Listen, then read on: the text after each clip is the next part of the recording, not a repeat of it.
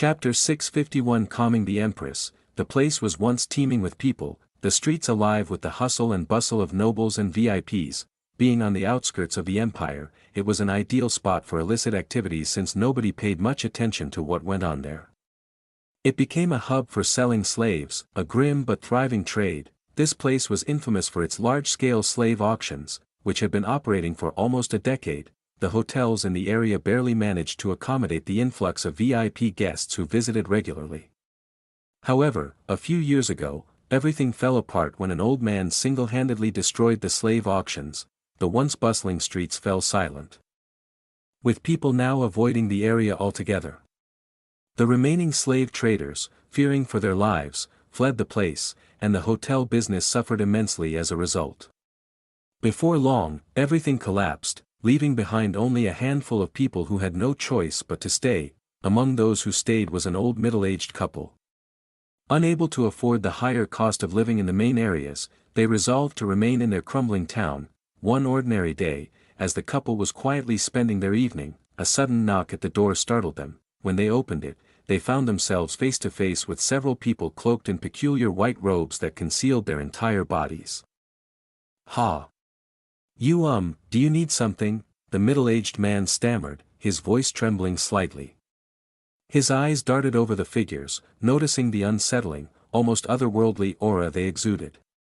His wife instinctively stepped back, hiding behind him, clutching his shirt for reassurance. The figure at the forefront uttered something incomprehensible. At $%, hashtag $%, hashtag. The man blinked in confusion, completely dumbfounded by the string of unrecognizable words. Pardon me, but I didn't quite catch that," he managed, his voice faltering. Another cloaked individual stepped forward. "Is there a city or a town nearby?" The man hesitated for a moment before replying, "Oh, yes, there's village. It's not too far from here, around 4 to 5 hours. But, they don't usually allow outsiders to enter their village." The cloaked figure nodded slightly and asked a few questions about their current situation and then turned to the others and spoke again in that strange, indecipherable language. After a brief exchange, the group departed without another word. The couple exchanged nervous glances, relief washing over them as they hurriedly shut the door. They bolted it securely and retreated to their room. As night descended, everything seemed to be fine, but then the oppressive silence of the area was broken. "Look at that, over there," the man whispered urgently, pointing toward the horizon where flames erupted in the distance. Near the Twin Mountains, the woman's face paled. "We should leave. We need to run away before something terrible happens."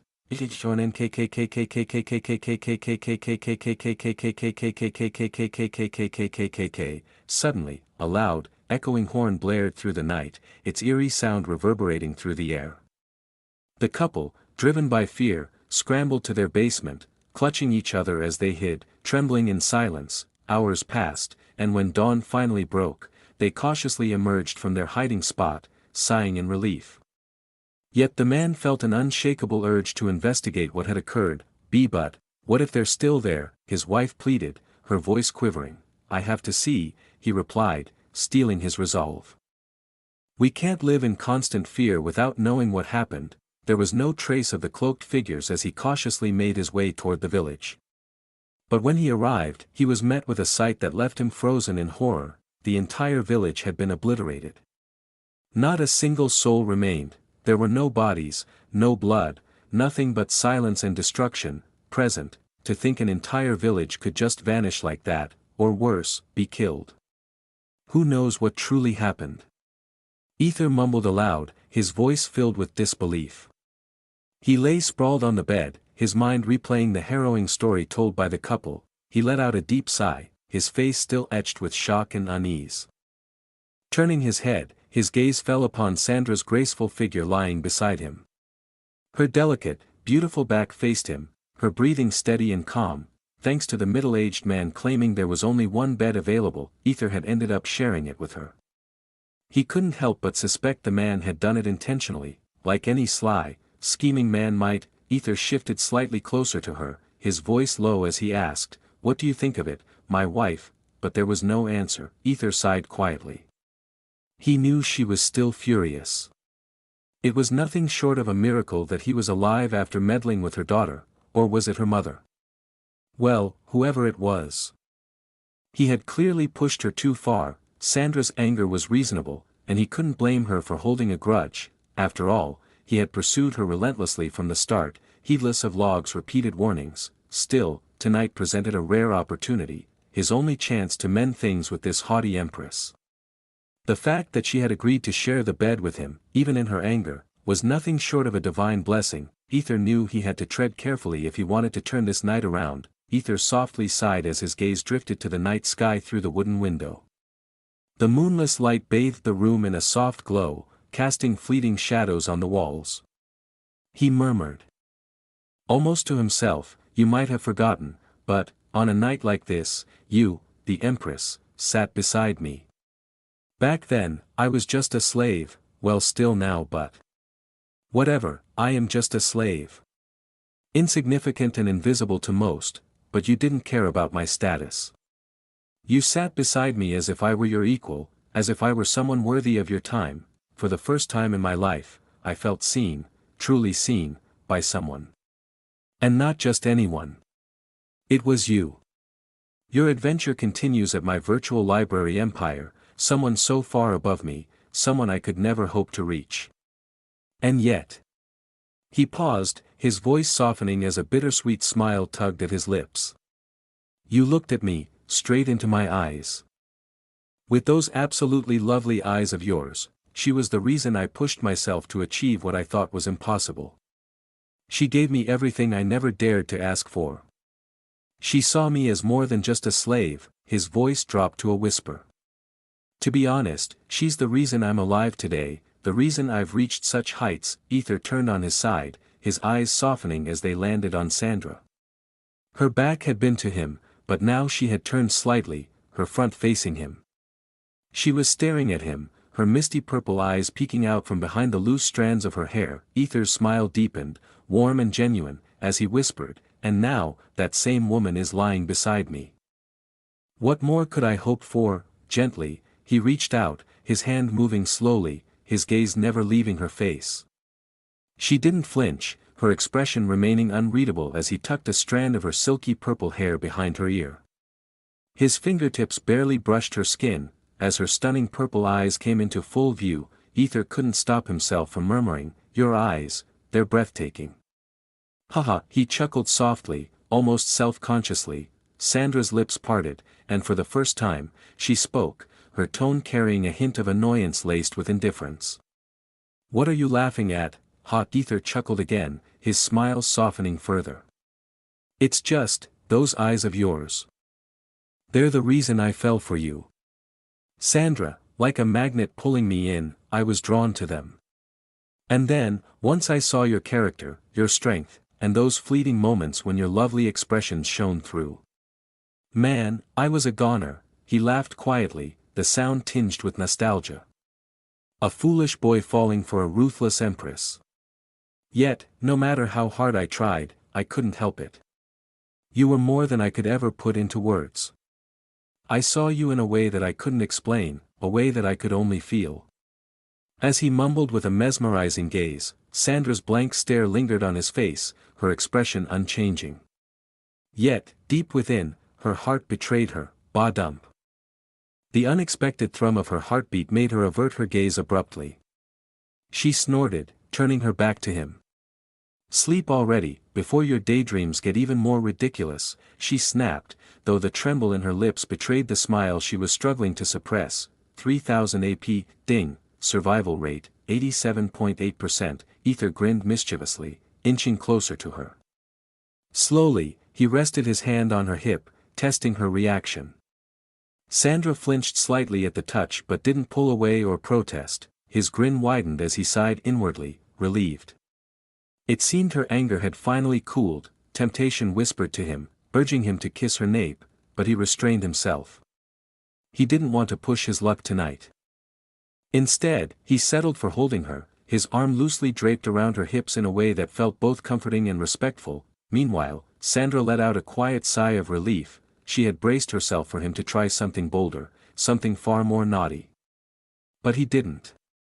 And after his heartfelt words, she wasn't sure how she would have reacted if he had.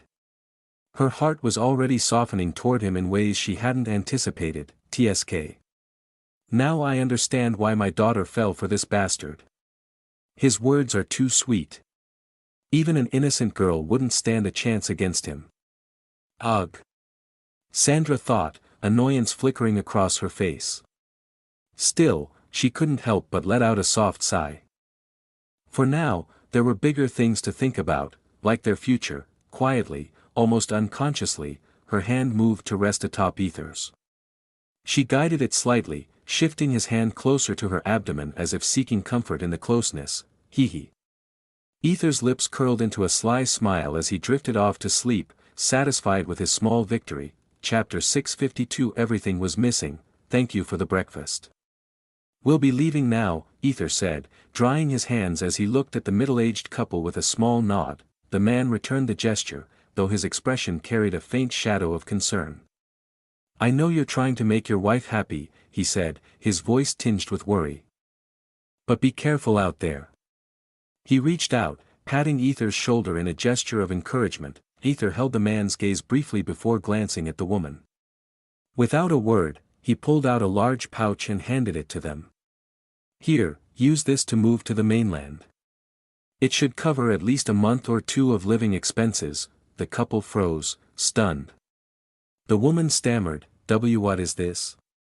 We can't possibly accept. Opportunities like this rarely come twice, Aether interjected firmly, take it. Who knows what the future holds? Without waiting for their reply, he turned away following Sandra, just as they stepped outside the inn. Ding, 10 ethereal, Sol, 896/270. Aether paused, glancing back toward the couple. He caught sight of them through the slightly ajar door. The man was holding the pouch of money, his other hand gently rubbing the woman's tummy as both shed silent tears of joy. Aether's gaze lingered on her stomach for a moment before Sandra's voice broke his thoughts. She's pregnant, she said softly, her tone neutral. I see. Aether muttered, nodding as a faint smile tugged at the corner of his lips. He shook his head lightly, a bittersweet expression crossing his face before he resumed walking. Sandra watched him for a moment, her eyes narrowing slightly as if studying his reaction, before silently following. They soon arrived at the outskirts of Ebon Hollow village. Its emptiness just as haunting as before. However, Aether led them off the beaten path, weaving through the dense woods. Toward the twin mountains where the altar was said to be located, the forest was eerily silent as they walked, the usual rustle of leaves and distant animal calls absent. Sandra glanced around, her unease growing. There aren't any monsters here. She mumbled, her voice uncertain. Yeah. Aether replied, his tone low, matching her unease. His eyes darted across the surroundings, searching for any signs of danger or unusual activity. They continued walking, the silence stretching between them until Sandra's hesitant voice broke it. Aether glanced at her, raising a curious eyebrow. What is it? She hesitated, her lips parting slightly before she sighed. Nothing, she muttered, shaking her head. He didn't press her, understanding that she needed time to process her thoughts. Their relationship was complicated, and he knew that the involvement of her daughter only made it more so. Still, inwardly, Aether gulped, I wonder what her reaction will be when she finds out, about everything. And her daughter. He wiped the beads of sweat forming on his brow, already imagining the chaos that revelation would bring. That bloodbath is going to be legendary. The tension in his thoughts melted away as the valley between the twin mountains finally came into view. Terror! Aether froze, his eyes widening at the sound of something stretching and grinding against stone. He knew that sound. He hurriedly climbed up the rocky incline, his breath hitching as his gaze fell on the sight before him, a circular stone slab. Once the altar was now levitating several feet off the ground. Thick, twisted roots had coiled around it like screws, suspending it mid-air as it slowly rotated on its axis. Wow! Sandra's voice was filled with awe as she climbed up behind him. Her wide eyes were fixed on the spinning stone, the faint glow of ancient symbols etched across its surface casting eerie light patterns on the ground. So this is it, the ebon pillar of eternal right. She murmured, her voice tinged with disbelief and curiosity. Yeah. Aether muttered, his brow furrowed as his eyes scanned the area. He instinctively searched for any sign of guardians or monsters that might be protecting the altar, but the area was inexplicably empty. Sandra approached the floating slab cautiously, reaching out a hand to touch it. However, the moment her fingers got close, an invisible barrier repelled her, sending a ripple through the air. She frowned, trying again with more force, but her efforts were futile. It's no use, Aether said, his tone calm but laced with frustration. Even Sovereign couldn't break through the barrier. Aether's gaze returned to the rotating slab. His frown deepening. The glowing symbols etched on its surface seemed eerily familiar, and with his 40% comprehension ability, he could now decipher fragments of the forbidden words but not too much. It's similar to what happened in the Pyra Empire, he muttered under his breath, his mind racing as he recalled the cryptic words of the white-haired man, pure beings, nurtured with 10 years of love and care, discarded by their own blood. Aether's fists clenched as he stared at the stone. If this is activated, then does that mean these two empires are destined to collapse first? His voice was a low growl, frustration and uncertainty swirling within him. He took a deep breath, trying to calm his thoughts. Still, one question burned in his mind: how did it activate all of a sudden? Meanwhile, Sandra stood still, her eyes fixed on the twisting roots encircling the ebon stone. She knew that her empire, her home, was teetering on the brink of destruction. If she didn't act swiftly, everything would crumble. As she stared at the ominous stone with a contemplative expression, something caught her attention. She tilted her head slightly, her voice barely above a whisper. That's deep, what is it? Aether frowned, his gaze following hers until his eyes locked on the massive abyss beneath the altar. His brows furrowed as realization dawned on him. The cliff dropped into a dark, seemingly bottomless chasm. Wait a second, wasn't there something else here before? His tone sharpened as he rubbed his chin, the gears in his mind turning. Don't tell me, that's the reason not a single monster here. Aether muttered, his vigilance rising as his eyes darted around, scanning the area. Sandra crossed her arms, her tone laced with curiosity and concern. What are you getting at? What's wrong? Without tearing his gaze away from the surroundings, Aether spoke, his voice grim. You see that valley? It wasn't always empty like this. It used to be filled with the bones of sacrificed children. Sandra's face froze in shock, her frown deepening as she stepped closer to the edge, peering down into the darkness. Sacrificed children? Her voice trembled slightly, disbelief creeping into her tone. That's impossible. Look at the size of it. That kind of depth, it would have taken millions of children. Aether finished her sentence, his expression hardening. Sandra turned to face him, her eyes wide with horror. Millions? Are you serious? How is that even possible? Aether let out a weary sigh. I'm not sure about the exact timeline, but from what I've heard, they were performing those rituals for thousands of years, maybe longer. Sandra staggered back, her hand flying to her mouth. You're telling me this village has been sacrificing children for millennia? That's monstrous. Her voice cracked with a mix of anger and disgust. Aether let out a bitter chuckle, his lips curling into a wry smile. Sandra's face turned cold, her expression darkening.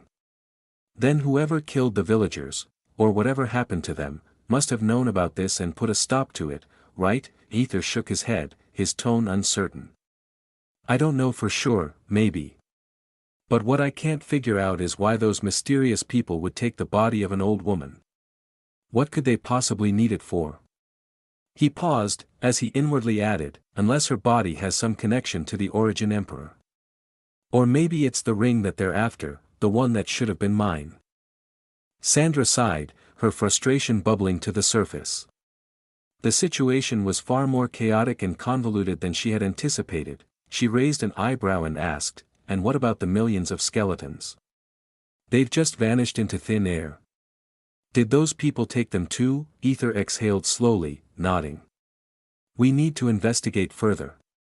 I'll check the mountain for any signs, and you, before he could finish his sentence, blink, continue your journey with my virtual library empire. Sandra frowned, retrieving a small orb from her pocket. As she held it up, a hologram materialized above it, casting a faint glow. The projection revealed Celestia, her face drawn with a serious, almost grave expression. "What is it now?"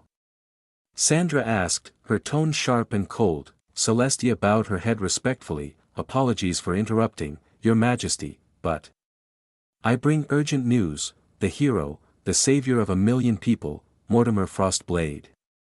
Celestia hesitated, her voice faltering before she finally continued, "has now become Chapter 653. I'm the savior of millions, the one and only hero." While Aether was busy dealing with the Empress, meanwhile, back in the Frostblade household, a loud, agonizing scream echoed from Mortimer's room, sending a chill down everyone's spine. Velk and the others flinched in fear, exchanging worried glances. "What's happening in there? Open the door, Father!" Velk shouted, his voice trembling as he pushed against the door with all his strength. Yet, no matter how hard he tried, the door refused to budge, as if something, or someone, inside had locked it tight. "Master!" Alfred yelled, "Grandpa!" Kai screamed, his face painted with fear as he pounded on the door, desperation seeping into every motion. Celine stood silently, holding Snowflake in her hands. Her forehead was carefully covered, concealing the rainbow arcane crystal. Celine's eyes stayed fixed on the door, her expression slightly worried. "This isn't working," Velk exclaimed, frustration dripping from his voice. "The ice is completely blocking the door," he added with a deep frown.